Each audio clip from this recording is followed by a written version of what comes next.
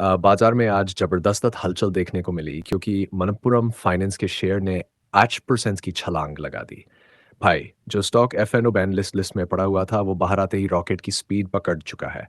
लेकिन सवाल ये है, क्या इसमें अभी और उछाल बाकी है या फिर ये सिर्फ एक झटका था? चलिए, डिटेल में जानते हैं। इन अशफा स्टॉक ने दिया शानदार रिटर्न।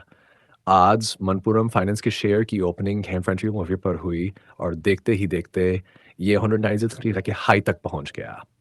यानी निवेशकों की बल्ले बल्ले। एनालिस्ट कह रहे हैं कि 195 मीकस वाइट के रेंज में खरीदो, 197 डूजियंस इन 5 का टारगेट सेट करो और स्टॉप लॉस 178 पर रखो।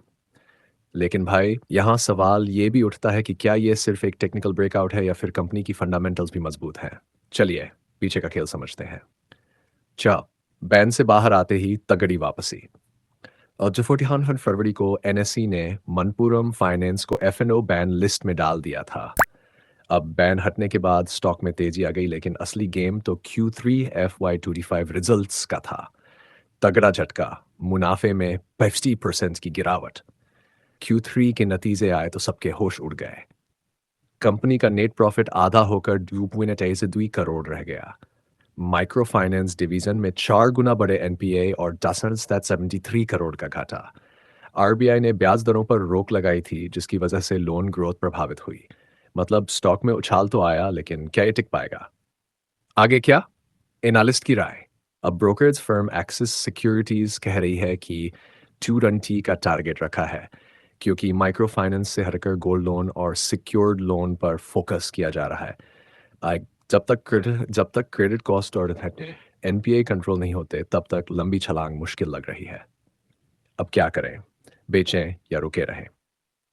शॉर्ट टर्म के लिए 95 के मिनटन हराइट फाइव 192 के लेवल पर खरीद सकते हैं, लेकिन 174 का स्टॉप लॉस जरूरी है। लॉन्ग टर्म के लिए माइक्रो फाइनेंस का असर देखना पड़ेगा, लेकिन अगर डिओट्रोगेंसी का टारगेट सही बैठा तो बढ़िया कमाई हो सकती है। जो रिस्क नहीं लेना चाहते, थोड़ा इंतजार करें, ट्रेंड कंफर्म होने दें। नतीजा, मन्नप्पुरम फाइनेंस ने बैन से बाहर आकर शानदार वापसी की है, लेकिन अभी भी कंपनी के फंडामेंटल्स में दिक्कतें बनी हुई हैं। अगर आप हाई रिस्क हाई रिटर्न वाले खिलाड़ी हैं तो दाम लगाया जा सकता है, लेकिन सावधानी जरूरी है। तो दोस्तों, क्या आप मनपुरम फाइनेंस में निवेश करेंगे या इस उछाल को सिर्फ एक तात्कालिक ब्रेकआउट मानेंगे? कमेंट में बताइए।